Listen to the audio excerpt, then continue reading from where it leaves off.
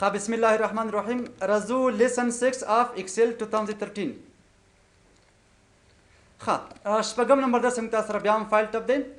او نن موږ تاسو کوم دي څلور کمانډونه له اول چې د ما سره شیر کمانډ دی شیر کمانډ از یوزډ ټو شیر اور ورک بوک وذ اذر یوزر تاسو کله مطلب وکړل چې خپل ورک بوک د نور یوزرانو سره سره شیر کې شریک کیسو کا شیر کمانډ نه کار واخله نمبر 2 ایکسپورټ کمانډ دی ایکسپورټ کمانډ از یوزډ ټو سیو اور ورک بوک وذ مینی فارمټس د دې په تر موږ تاسو کولای شو په مختلف قسمه فارمټونو کې څه کو خپل ورک بوک سیو کو نمبر 3 کلوز کمانډ از یوزډ ټو کلوز کرنٹ ورک بوک سره کرنٹ ورک بوک څخه درته بندوي او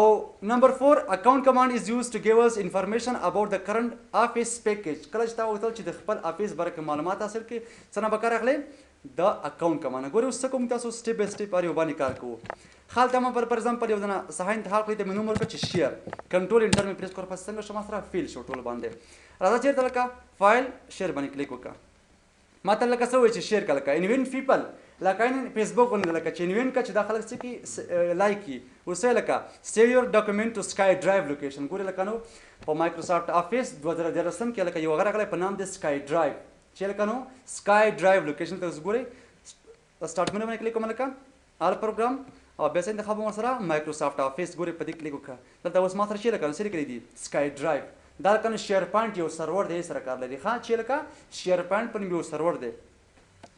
خو ته څه وکړه سیو ټو کلاود کلیک کړئ بنده ډیسکټاپ باندې څه مطلب ماته دا سیو کا نو مرته ورکړه لکه فار ایگزامپل شیر اوکې که اوس ګوره ما سره څنګه شو دا شیر کړی شو او کوی چې مطلب ایمیل باندې غواړم څه غواړم لکه ایوری ون ګیټس ا کاپی اف ټو ریویو کلیک کړئ بنده ته اوس مطلب غواړم څه کې دا د ایمیل په شکل ولېږي خو دې لپاره موږ تاسو په کار راکنو د آوټلوک یو پروفایل په کار دی آوټلوک سره پر سپر کو ایمیلینګ د لپاره ښه کلیک کړئ بنده وته هم سره پریدای راغله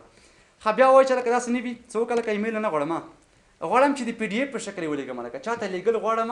خو په کوم شکل لکه کتاب په شکل باندې سو کلیک کړئ بنده پی ډي ایف څه قسمه لکه راځي در سره کتاب په شکل راځي مطلب په اسانۍ سره به پکې تکرار نه راځي تغییر پکې راځي خو په اسانۍ پکې نه راځي پی ډي ایف سره پر سپر کتاب په شکل باندې خرازو بیا او فایل او شیر باندې کلیک کوم خاصه قسم لکه په کار دی تم چیرې ایکس پی ایکس په شکل زما په کار راکنو دا لکه څه قسم دی تقریبا د پی ډي ایف په شکل باندې ښه خو دا بلټ ان سافټویر دی لکه چیرته دی په وینډوز کې خپل ګوره سٹارټ باندې کلیک وکړه لکه آل پروګرام انتخاب کوورته دلته اوس ګوره ما سره لکه ایکس پیس ویور کلیک کړئ ونه اوس ګوره دا نه د کتاب په شکل باندې ښه پی ډي ایف په شکل باندې خو دا په خپل وینډوز 7 کې په خپل راځي در سره په دې شکل کې ته مطلب لګل غواړي او کوی چې نه سینډ از ا فاکس غواړم چې د فاکس په شکل څه کوم ولېږم خلاصه مر پسره کچیر ته ایکسپورټ کمانډ ته راځم ایکسپورټ کمانډ سره پرې سپر کوو چې خپل فایل په مختلف قسمه فارمټونو کې څه کو سیو کړه اوس مله چې لکه څه قسم وړل لکه کریټ پی ډي ایف اور ایکس پی ایکس په شکل ګوره ځکه کلیک کوم تور باندې سم لکه په کار غوړم چې را پی ډي ایف شکل تی جوړ کوم څه نه ام دې فایل نه کوم فارمټ باندې انتخاب کوړه لاندې پی ډي ایف پبلش کا کلیک کړئ باندې ګوره داسې کې پبلش کوي درته خا پبلش شو ما سره یو ځل ګوره مله ګوره ما سره راغی نو می چی دی شیر کلیک کړئ باندې ګوره کتاب شکل ته واخلو بیا په اسانۍ څوک نشي کولای داسې کې تغیرات راوړي تغییر پکې راځي لکه نو ښه خو په اسانۍ پکې نه راځي ښه بیا وایي چې لکه داسې نه وي زه غواړم چې یو بل فارمټ ورته ورکړم ګوره زه راځم چېرته ورپسې ایکسپورټ ته څه وایي لکه چینج فایل ټایپ اوس مطلب غواړي د خپل فایل ټایپ بدل کړي ورته فارمټ بدل کړي کوم قسم لکه زما په کار دی یاره د اکسل 2003 په فارمټ کې سیو کا یا فار ایگزامپل په دې شکل وسی ټمپلیټ کې سیو کا لکه میکرو شکل باندې غواړي یا وته هم چېرې ورک بوک صحیح دی لکه او کوی چې مطلب اذر ټایپ قسم لکه په کار دی ټیکسټ نوټپیډ فایل کې سیو کړه کړه اس په دې شکل مطلب وسه او فار ایگزامپل وای چې فارمټ دې شکل وسی چې سیوز انذر ټایپ کلیک کړي بنده په نور پرمټونه لکه غواړي سیوز کا کلیک کور بنده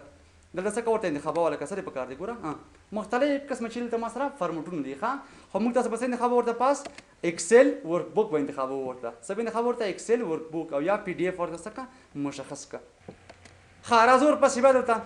فایل باندې کلیک کوم بل چې موږ تاسو سره کلوز څه کار کوي کرنٹ ورک بوک باندې ورک بوک زما درته لکه شیر دی کنه ته کلیک کړئ بنه څنګه شو ما سره بند شو کنټرول پلس ان د شیر د کلوز لپاره شارټکټ چې لکه کنټرول پلس ډبلیو څنګه شو ما سره موجوده ورک بوک بند شو مکمل پروګرام نه دی بند شوی ښه یو تاسو یو تعریف ذکر لکه ګوره یو فرق ذکر کلوز او ایگزیټ څه فرق لري سره ایگزیټ باندې مکمل پروګرام نه وځي دنه ګوره په دې کلیک وکړه څنګه شو مکمل پروګرام بند شو خو کلوز څه کار کوي پروګرام نه بندوي بلکې کرنٹ ورک بوک بندوي درته خلاصم بیا دلته اکسل اوپن کوم دی نه ښه فایل ته لاړ شه لکه اکاونټ څه کوي تاسو ته مطلب معلومات راکوي څه راکوي انفارمیشن راکوي ملته ما رسوي لکه چې اکاونټ مایکروسافټ ته مې لکه څه قسم ورته چې لایټ ګرې په دې شکل لکه ورسي یا ته چې په دې شکل ورسي ګوره ډارک ګرې تاسو ګورئ څومره ښایسته سټایل دی سید دې کې ګوري یو خوی دی چې په یو پروګرام کې دی چینج کړ ټولو باندې اپلای کوي ګوره زه مطلب ورډ پروګرام وکړم کوم ګورم چې دې کې تغیرات تغیري کنه کلیک کړئ باندې لکه دا اوس ګوره څومره ښایسته شکل دا وخت دا مکمل سټایل څه شو لکه بدل شو ګوره دې شکل ته وخت اوس پر ایگزامپل دا ما بدل کړ کنه راول پس چې خپل اکسل اوس ګوره ټول څنګه شو تاسو تور غوندې رنګ ورته ورکړ ښه همدا سټایل سي د خدام زما زیات خوښي همدا سي دی ښه خبره دا ورپس دلته لکه کوی چېرې دا بدل کا دا قسم زما په کار نه دی نو څه وکړئ دې مطلب چینج کړه ورته اکاونټ ته لاړ شه څه قسم لکه په کار دی ډیفالټ وایټ راځي ښه سپین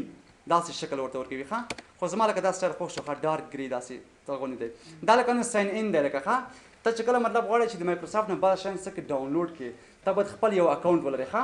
دغه ګورو ډېر پروسس دی ښه تاسو نه مطلب ته غواړئ چې خپل یو اکاونټ ورته جوړ کړې ښه یوزر نیم د نه غواړئ پاسورډ ډېره اوږده مرحله ده ښه دغه اکاونټ جوړېږي بل لکه څه چې پروډکټ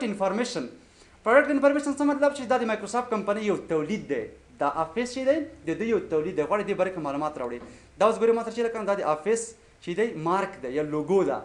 چوکاټ په شکل باندې هغه د افیس 2010 لپاره بل قسم و د 7 لپاره بل قسم و د 2003 لپاره بل قسم و نو هر افیس سره مشخصه لوګو لري نښه لري د مارک لري ښه ما دا لکه چې پروډکټ از اکټیویټډ څه مطلب شو زما افیس باندې ایکسپایر کیږي